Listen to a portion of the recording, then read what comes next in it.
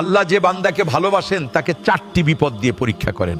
1, তার দোয়া সঙ্গে সঙ্গে কবুল করেন না, দেরি করেন। 2, ঘন ঘন বিপদ দেন, কারণ শক্ত মানুষ তৈরি হয় কষ্টের আগুনে। 3, অপমান এবং মানুষের অবহেলার সম্মুখীন করেন, যেন সে মানুষের নয় শুধু আল্লাহর উপর ভরসা করতে শেখে।